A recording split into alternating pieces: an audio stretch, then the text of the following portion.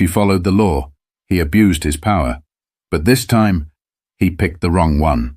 The sun hung low in the sky, casting long shadows over Highway 190, just outside of Baton Rouge, Louisiana. Danielle Carter, hands resting lightly on the wheel, was focused on the road ahead.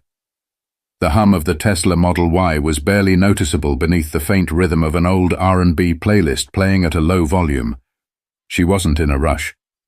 The trip back home was a chance to unwind, clear her mind before another demanding week in the Navy. 20 miles to go, just enough time to enjoy the last stretch of open road before family, laughter, and her aunt's famous gumbo welcomed her. Then came the lights, flashing blue and red in her rearview mirror. Her stomach tightened, though she'd done nothing wrong. She flicked on her turn signal, easing over to the shoulder, tires crunching against the loose gravel. 48 in a 50. Not even a full 2 miles over. What's this about? She exhaled slowly, putting the car in park. The officer took his time getting out of the cruiser, his silhouette growing larger in the side mirror as he approached. His walk was slow, deliberate, a little too stiff for a simple traffic stop. Danielle lowered the window and kept her hands visible. "Good evening, officer." Sergeant Mark Reynolds, his badge and nameplate caught the light as he leaned in slightly. "License and registration." No greeting, no explanation, just that. Danielle reached toward the glove box, pausing. "I'm grabbing my registration." Reynolds didn't respond, just watched. She handed over her driver's license first, then the registration. He took them without a glance, staring at her instead. "You in a hurry?" "No, sir." "You always drive that fast?" Danielle frowned. "I was going under the limit." Reynolds' expression didn't change. "Step out of the vehicle." Her pulse jumped. "I'm sorry. What's the reason for that?" Reynolds tilted his head slightly. "Step out of the car. Now." Something was off. She knew the tone. She'd heard it before, on base, overseas, in situations where men like him expected their authority to go unquestioned. Danielle kept her voice even. "I'd like to know why." Reynolds exhaled sharply, shifting his stance. "Because I said so. Step out of the vehicle." Danielle clenched her jaw, weighing her options. There was no backup out here, no witnesses except the occasional passing car. She was in full compliance.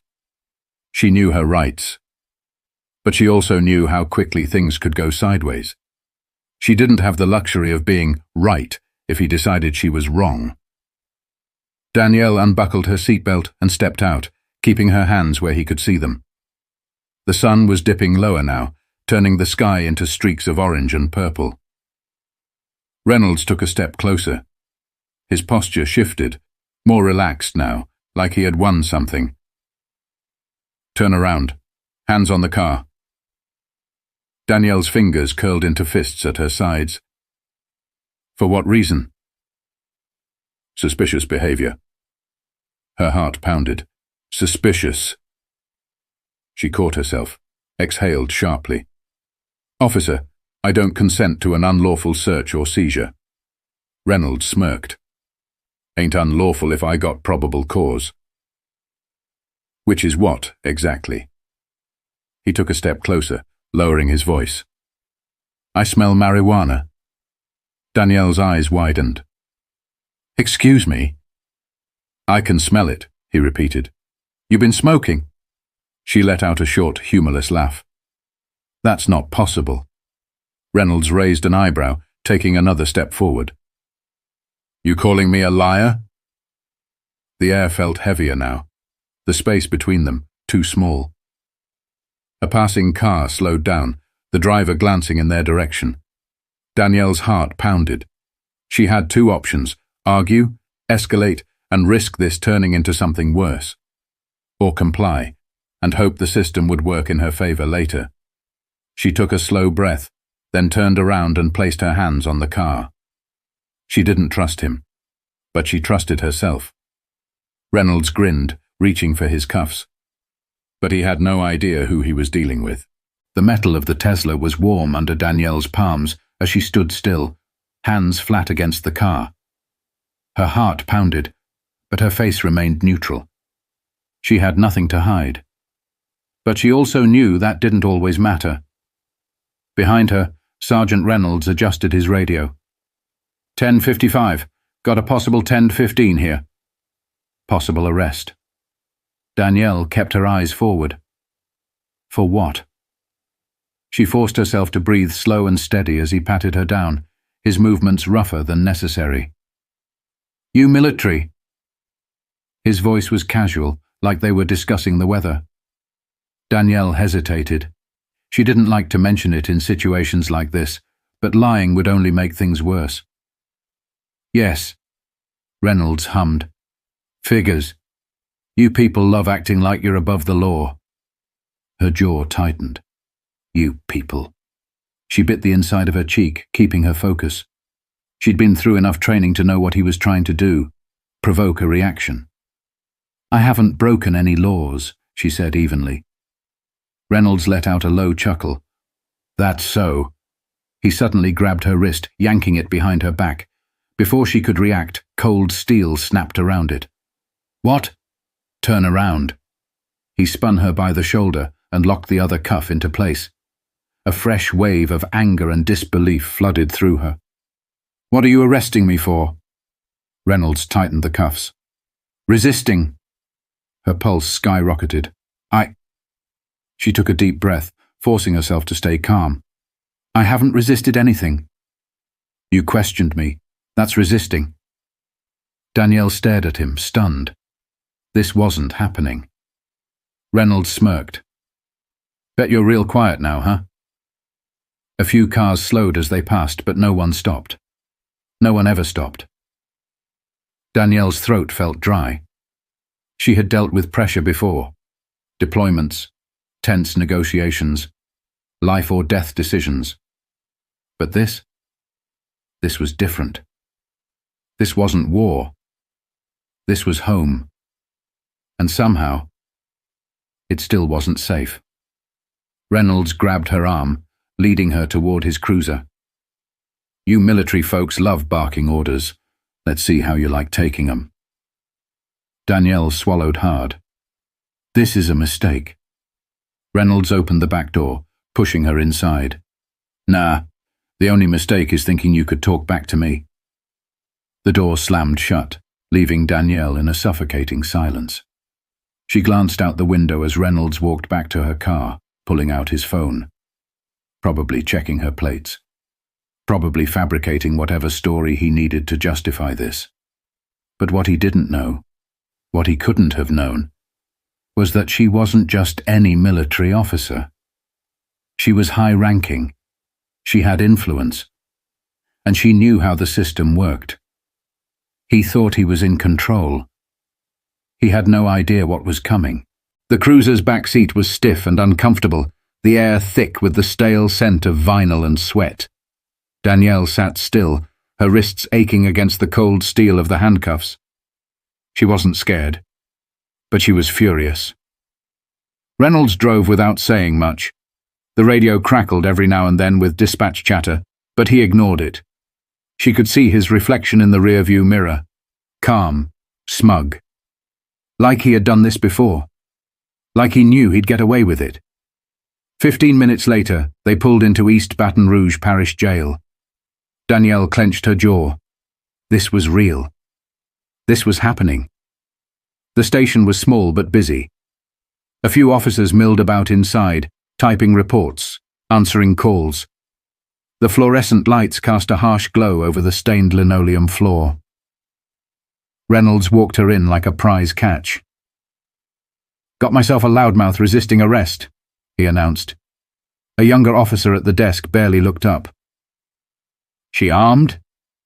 Reynolds scoffed. Nah, just a lot of attitude.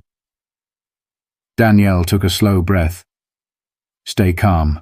Control the situation. The young officer turned to her. Ma'am, do you have any injuries? A flicker of something in his tone, hesitation, maybe even concern. "I'm fine," she said, "but I'd like to speak with an attorney." Reynolds chuckled as he pulled the cuffs off her wrists. "You'll get your call, right after processing." Her hands tingled as blood rushed back into them. She flexed her fingers. "What am I being charged with?" Reynolds leaned in just a little too close. "Resisting and obstruction." Her stomach flipped. Obstruction. He was stacking charges, making sure she'd sit in a cell long enough for it to stick. "Move along," he muttered, nudging her forward. The next hour was humiliating. Mugshot, fingerprints, confiscation of personal belongings.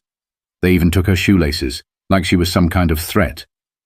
The holding cell smelled of sweat and cheap disinfectant. There were 3 other women inside, 2 sitting on the bench, another curled in the corner, dozing. Danielle sat down, staring at the cinder block wall. "This is temporary. This is a mistake that will be corrected." She heard Reynolds laughing with another officer outside. "Yeah, she thought she was somebody important. Ain't that something?" Something inside her burned. She clenched her fists. He had no idea. Danielle took a slow, deep breath and exhaled through her nose.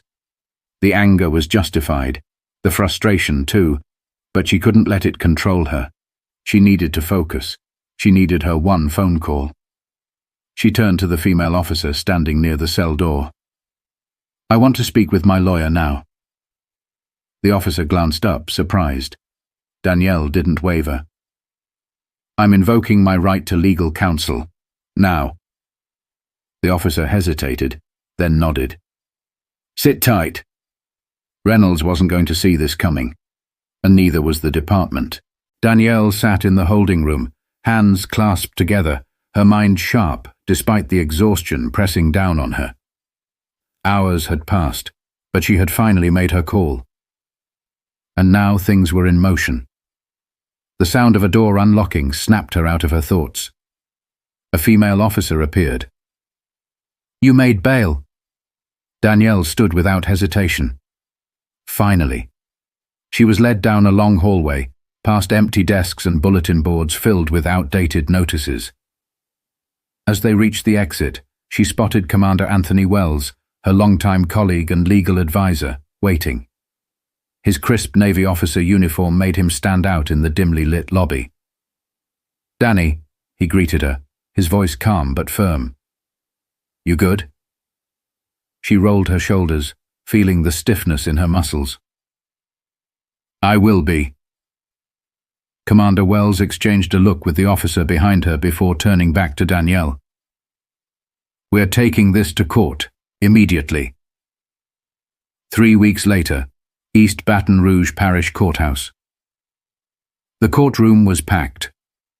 Local reporters lined the back row, cameras clicking every few seconds. Danielle sat beside her attorney, her posture composed, but her mind racing. She had seen trials before. She had testified, observed, even assisted in legal proceedings in military courts. But this time, it was personal. Across from her, Sergeant Reynolds sat stiffly, his lawyer whispering in his ear. He looked confident, arrogant even. Danielle had seen that face before, on men who thought the rules didn't apply to them. The judge, an older black woman with a sharp gaze, adjusted her glasses and addressed the room. "Let's get started. Officer Reynolds, you may present your testimony." Reynolds cleared his throat and stood, adjusting his uniform like it gave him more authority. "Your Honor, on the evening of June 14th, I conducted a routine traffic stop on the defendant. She was speeding, failed to comply with my requests, and became verbally aggressive. Due to her erratic behavior, I was forced to detain her for my own safety." Danielle's grip tightened on the table. He lied, so effortlessly. She didn't react. She couldn't. Not yet. Her lawyer, Brian Tate, a sharp and seasoned defense attorney, rose from his chair. "Sergeant Reynolds, you stated that my client was speeding. What was her recorded speed? Reynolds hesitated for a fraction of a second. I didn't get the radar reading, but she was clearly going over the limit. Tate nodded slowly. So, no radar confirmation. Got it. He took a few steps closer. You also claimed she was aggressive. Can you specify how? Reynolds straightened. She questioned my authority. A murmur spread through the courtroom. Tate raised an eyebrow. Questioning authority is aggression.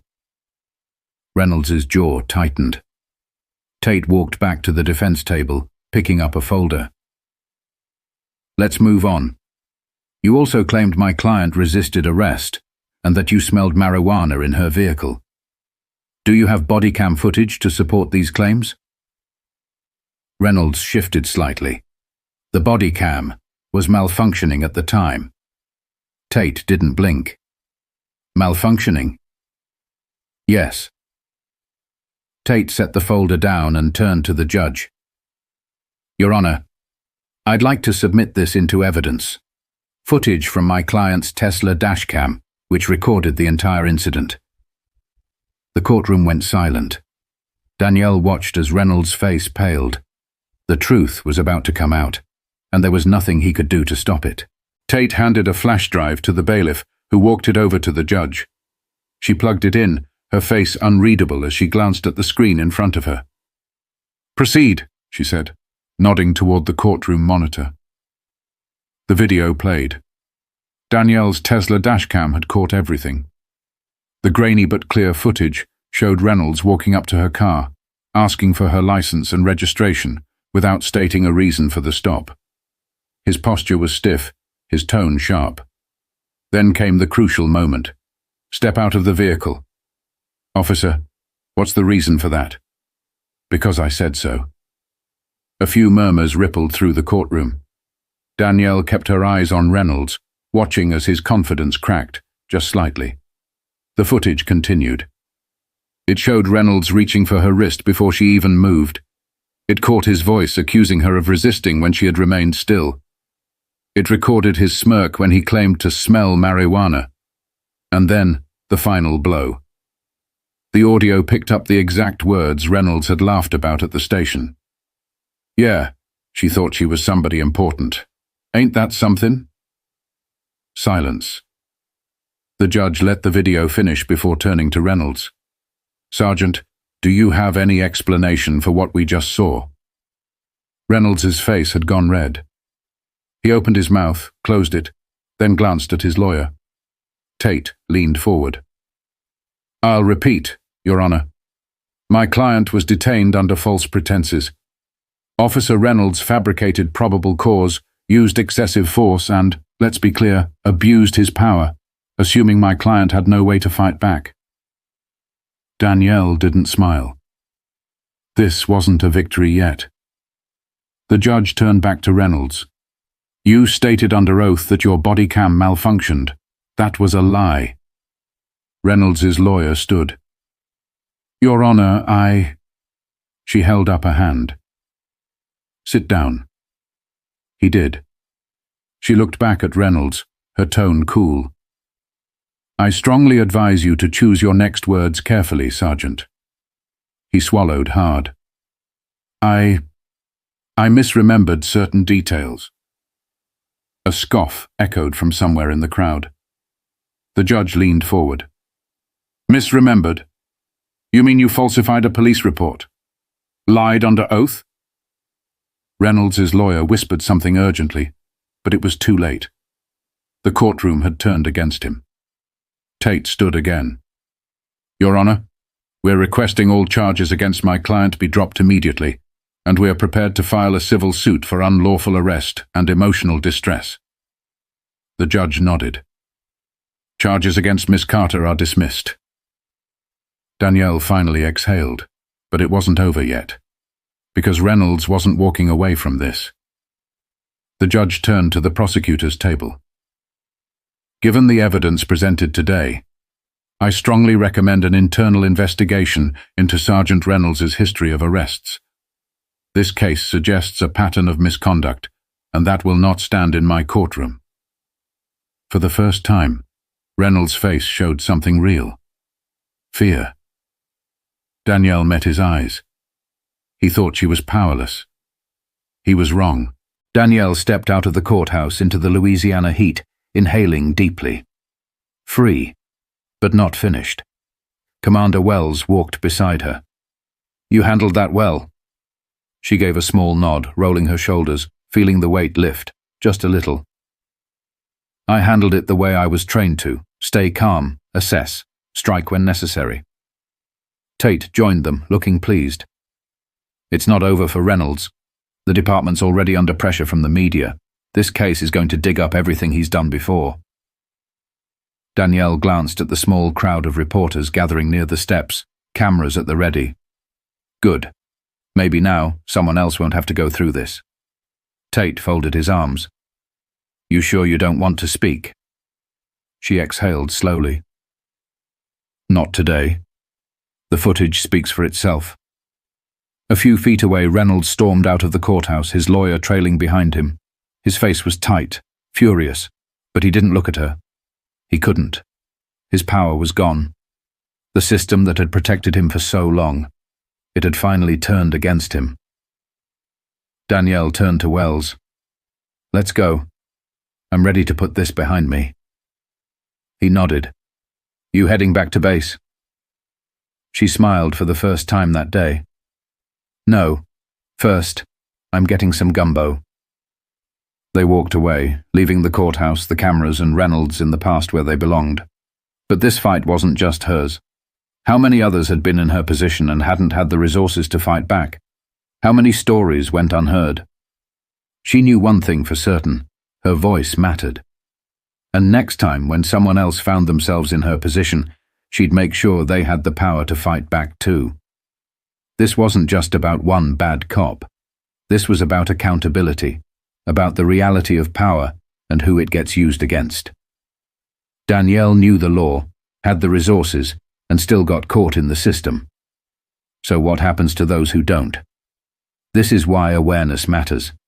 Why standing up, documenting, and speaking out matters. Because the truth.